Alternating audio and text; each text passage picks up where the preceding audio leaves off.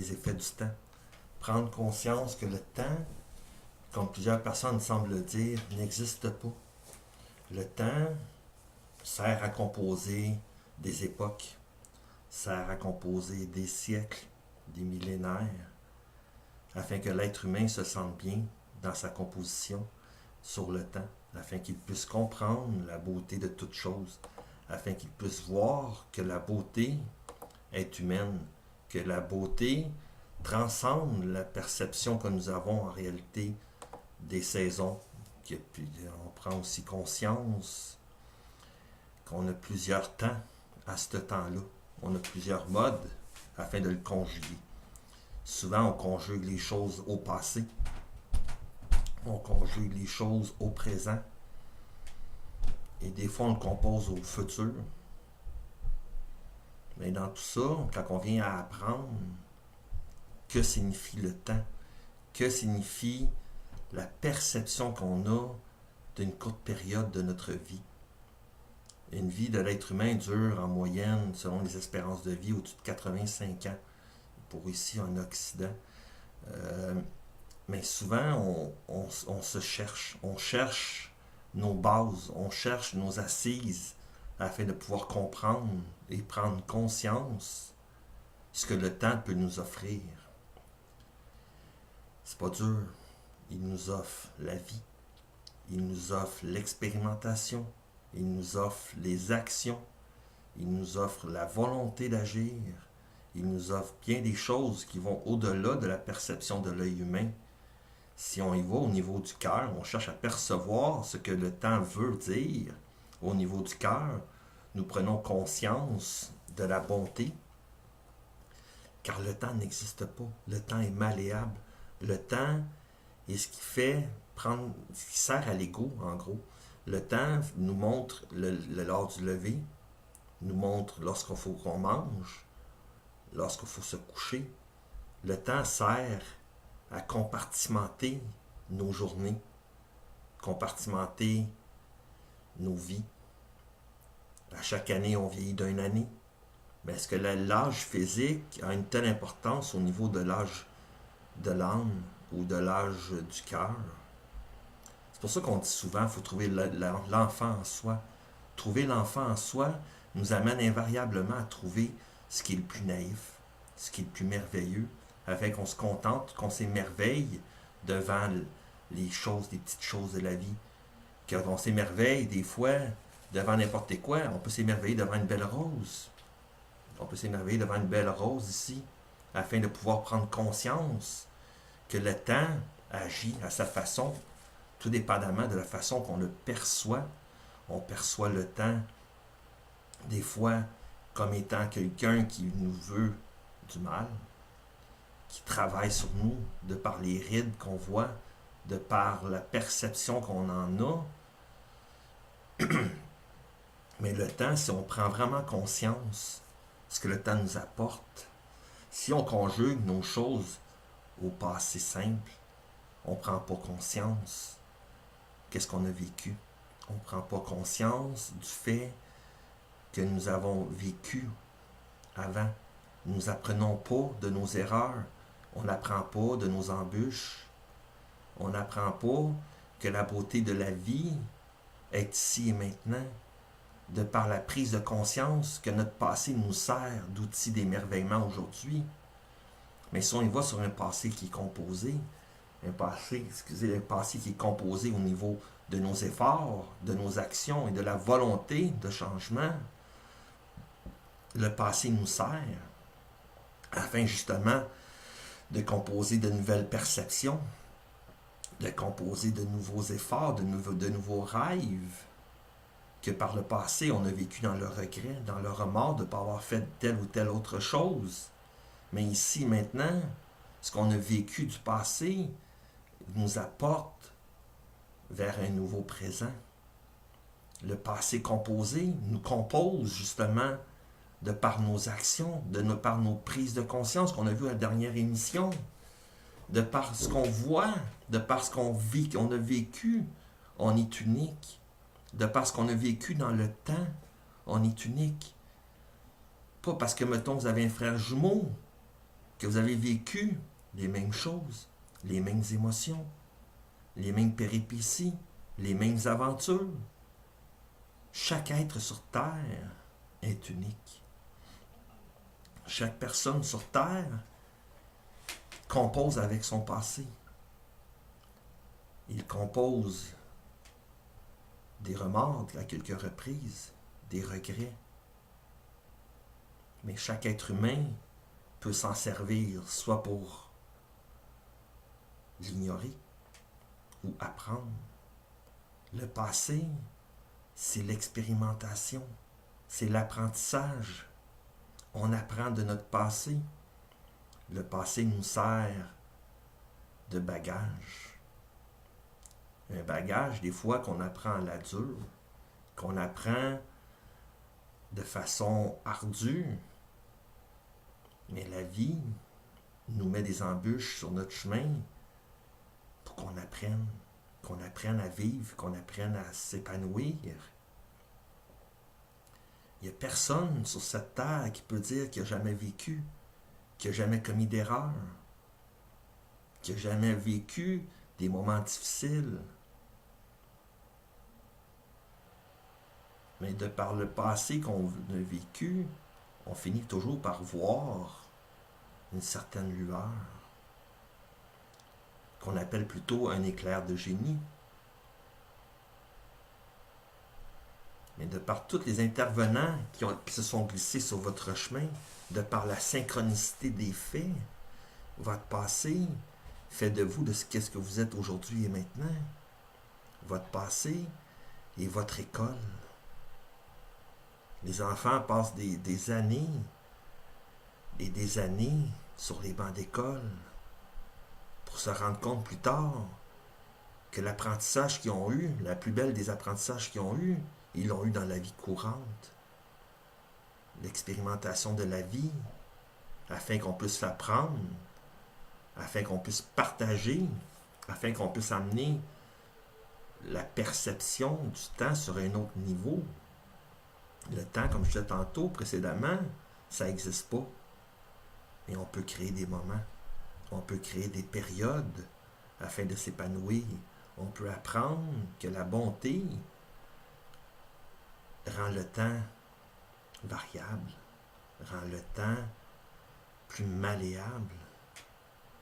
Comme j'ai dit tantôt, on est rendu, comme moi je suis rendu à 42 ans. Est-ce que mes 42 dernières années que j'ai vécues ont fait de moi qui je suis aujourd'hui? Invariablement oui.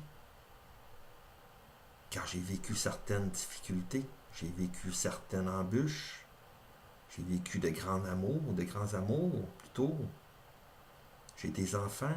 Est-ce que j'ai appris de ces enfants-là? Les enfants, c'est ce qui est le plus riche. C'est la richesse dans votre vie. Alors, regardez vos enfants grandir. Regardez les enfants vous apporter des commentaires, vous dire sa perception de la vie. Il y a juste un cœur d'enfant qui peut porter des commentaires sans se mettre de barrière du jugement. Qu'est-ce qu'il va penser de moi si je dis telle ou telle autre chose? Le cœur d'un enfant est pur, que si vous le gardez pur. L'éducation fait en sorte de pouvoir amoindrir ces enfants-là du fait qu'ils ne prennent pas assez de temps pour être justement un enfant, apprendre à jouer, apprendre à vivre son enfance.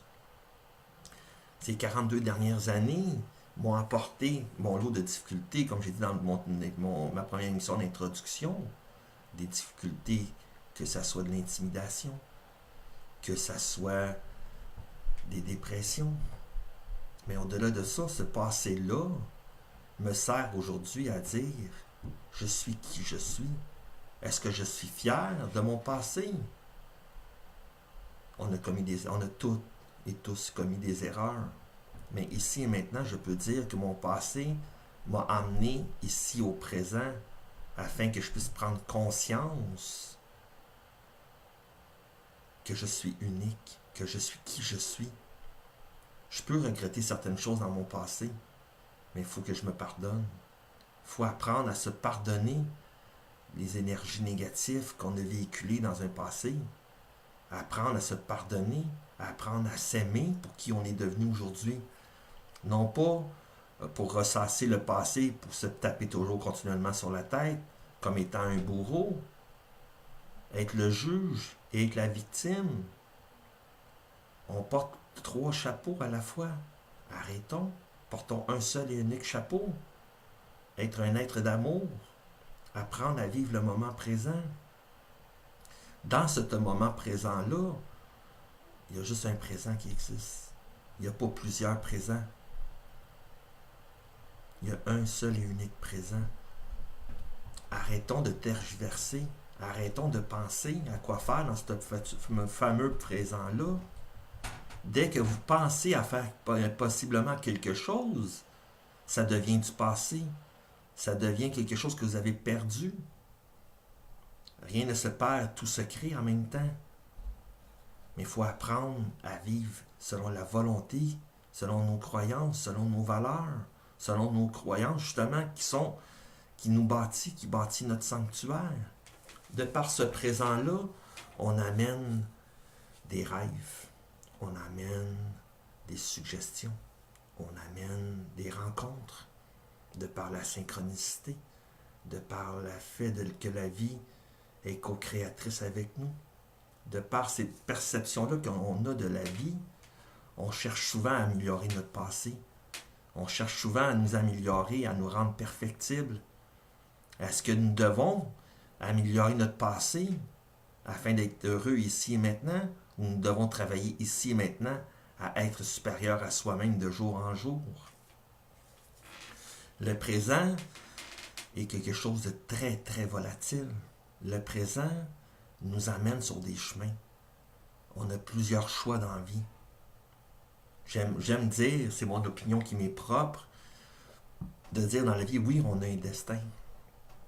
Mais ce destin-là est sous-jacent à plusieurs prédestins.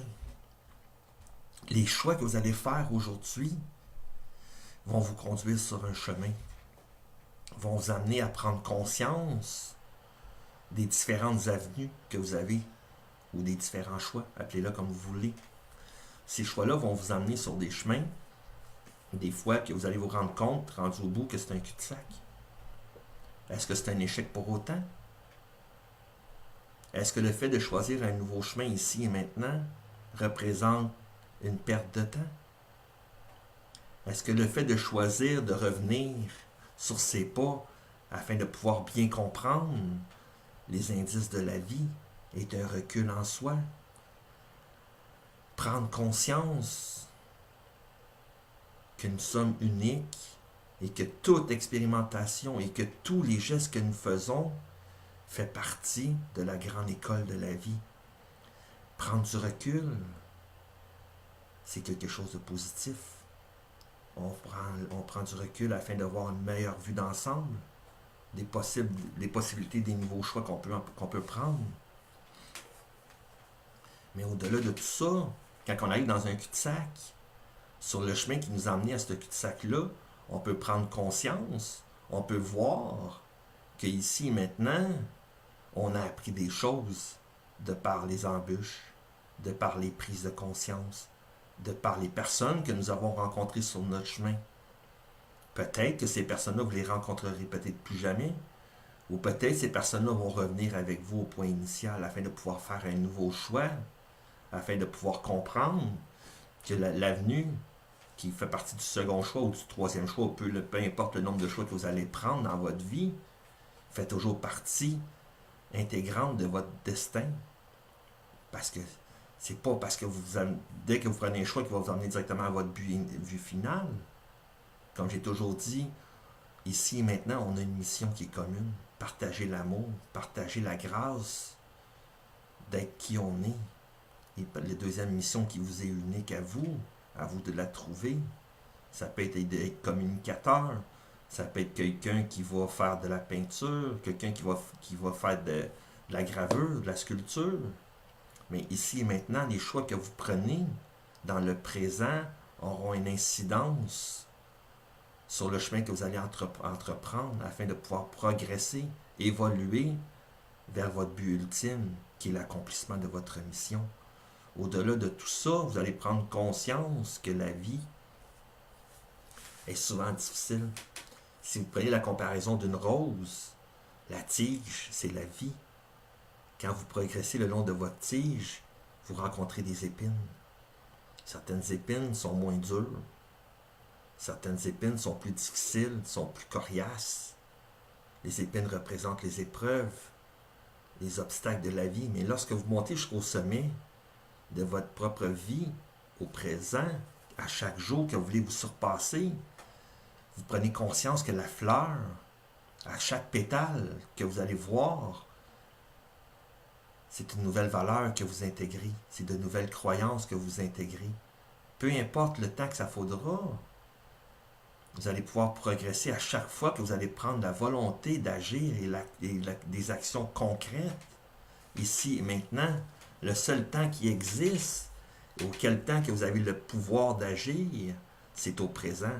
Le présent est l'unique et ultime pouvoir que vous détenez sur la vie. La vie est là pour vous servir en quelque sorte, afin de pouvoir vous apprendre, construire votre propre compte. Chaque journée représente un chapitre de votre vie. Chacune des fois que vous allez prendre conscience de la fierté que vous avez d'accomplir certaines tâches, c'est d'autant d'outils que vous mettez dans votre coffre au présent, afin de pouvoir vous en servir plutôt au présent, parce que ça devient du passé. Le passé, si on fait une grosse équation mathématique, la somme de nos expériences du passé, moins la connaissance que nous avons, amène inévitablement vers une prise de conscience, afin que nous puissions balancer le tout, afin de pouvoir vivre une vie épanouie, une vie qui est claire. Et surtout, je ne sais pas si je l'ai dit, je pense que je me suis perdu, mais à savoir une vie équilibrée, une vie dans la paix, une paix d'esprit, afin que nous puissions voir et construire une merveilleuse vie différente. Le présent construit, nous permet de rêver, nous permet d'imaginer, nous permet de pouvoir nourrir les prochaines dividendes de la vie. Ça devient des dividendes pour certaines personnes, si on y va au côté financier. Toute expérimentation, toutes les choses que nous vivons deviennent des dividendes pour notre présent, afin que nous puissions construire de jour en jour une personne meilleure, une personne qui s'épanouit telle une fleur. À chacune des pétales qu'elle ouvre, elle vient nous enrober de sa belle odeur, sa bonne odeur plutôt. Elle vient nous montrer que la vie est aussi simple que de respirer et de prendre conscience que le temps file, que le temps, à chaque fois qu'on y pense, nous file entre les doigts, parce qu'on n'a pas mis des actions concrètes, on n'a pas mis des actions qui sont ciblées afin de pouvoir comprendre la bonté, la grâce que nous avons de pouvoir respirer à chaque matin. Il faut vivre notre journée, notre présent, comme si c'était le dernier. Oui, ça paraît peut-être un petit peu bizarre de dire ça, mais qui sur cette terre peut dire que demain matin, on va pouvoir se lever, on va pouvoir ouvrir les yeux? On peut y penser. On peut dire qu'hypothétiquement que oui, si on s'est levé un matin, on va se lever demain matin. Personne peut nous dire demain matin, c'est ton dernier jour. Aujourd'hui, il vaut mieux le vivre comme si c'était le dernier. Il vaut mieux le vivre comme étant une perception unique des choses, afin que nous puissions progresser, afin de pouvoir nourrir et alimenter un futur hypothétique. Oui, le futur n'existe pas. Mais c'est comme un plan de carrière quand on va à l'école. On va au primaire, on apprend les bases en toutes choses. On apprend à vivre en société. On apprend différentes notions académiques. Après ça, on s'en va au secondaire afin de pouvoir prendre conscience que la vie peut être différente, que nous n'avons pas une seule et unique façon de voir la vie de par un seul professeur dans nos classes au primaire. Au secondaire, on est entouré de plusieurs tuteurs. Et lorsqu'on est rendu aux fins du secondaire, on prend conscience qu'il faut qu'on fasse un choix. Le choix représente la carrière. Est-ce qu'on va faire un DEP, un diplôme d'études professionnelles? Est-ce qu'on va s'en aller vers le cégep en technique, dans une technique quelconque? Excusez-moi. Ou est-ce qu'on va choisir la voie générale afin d'aller à l'université, afin d'aller chercher soit un certificat, un baccalauréat, une maîtrise, un doctorat? Les options sont aussi illimitées dans votre cheminement académique que dans votre cheminement de votre vie. Que ce soit votre vie professionnelle, que ce soit votre vie spirituelle, ou que ce soit votre vie personnelle. Ici et maintenant, vous avez la possibilité de pouvoir choisir votre plan de carrière.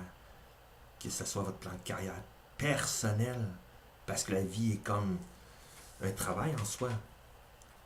C'est difficile de comparer la vie à un travail, mais je fais juste une petite comparaison. La vie peut être similaire à un travail. On peut devenir un architecte, on peut devenir un guide spirituel, on peut devenir un sage, on peut devenir un peintre, on peut devenir un sculpteur. Mais chaque chose que nous faisons dans notre passé nous amène au présent. Chaque chose qu'on a vécue, chaque chose qu'on a eu des difficultés, qu'on a pleuré, qu'on a eu du chagrin, qu'on a déprimé, nous amène invariablement au présent afin qu'on puisse faire des choix, afin qu'on puisse avoir les outils nécessaires à l'accomplissement de nos journées. À nous de faire les choix afin de pouvoir mettre et concrétiser nos rêves, afin que nos rêves que nous avons deviennent conscients, deviennent non pas des mirages, des illusions, mais deviennent la réalité. Au-delà de tout ça, on prend conscience que les rêves que nous avons, étant jeunes, reviennent à la réalité, reviennent à la douce vérité. Est-ce qu'on peut dire, étant jeune, on veut devenir telle ou telle chose, puis arriver à l'âge adulte, dire « Je suis devenu ce que j'ai rêvé » ? Oui. Mais il faut se laisser la latitude de pouvoir faire des choix différents. Il faut se laisser la latitude au présent de faire des choix qui nous amènent sur des chemins, non pas des chemins directs, non pas des chemins de facilité, mais des chemins des fois qui sont tortueux, des chemins qui nous envoient de tout bord, de tous côtés, afin que nous puissions prendre conscience que la volonté d'agir est là, afin que nous puissions prendre conscience que chacune de nos expérimentations au présent peut nous rendre fiers. Cette fierté-là au présent nous amène à prendre conscience de la confiance que nous avons le droit d'avoir. Et cette confiance-là nous amène vers l'estime de soi. Et cette estime-là nous amène à prendre conscience qu'est-ce qu'on veut faire dans la vie. Il nous fait prendre conscience que l'unique chose pourquoi qu'on est descendu sur Terre finit par se réaliser, finit par différentes avenues. Des fois, on passe par des chemins qui sont vraiment diamétralement opposés, mais on finit toujours par revenir à l'essentiel, au point zéro de notre engagement de descendre ici sur Terre. Au-delà de tout ça, on prend conscience qu'à jour après jour, et jour après jour, et année après année, on construit un bagage. Chacun de ces bagages, on construit notre temple intérieur. Avec chaque pierre, la pierre de la confiance en soi, de la fierté de nos accomplissements, de la fierté de nos réussites, de la confiance qu'on a de par la justesse des mots qu'on choisit, de par la vérité qu'on puisse connaître sur soi-même, de par la réalité qu'on construit de jour en jour. Chacune de ces pierres-là construit l'être que vous devenez de jour en jour. Comme je disais tantôt, si on fait un petit survol, le passé, c'est l'apprentissage. Le présent, c'est l'expérimentation. Puis des fois, l'imparfait représente l'amélioration constante de la vie. L'imperfection que nous vivons, malgré notre perfection intérieure, nous rend constamment meilleurs de jour en jour.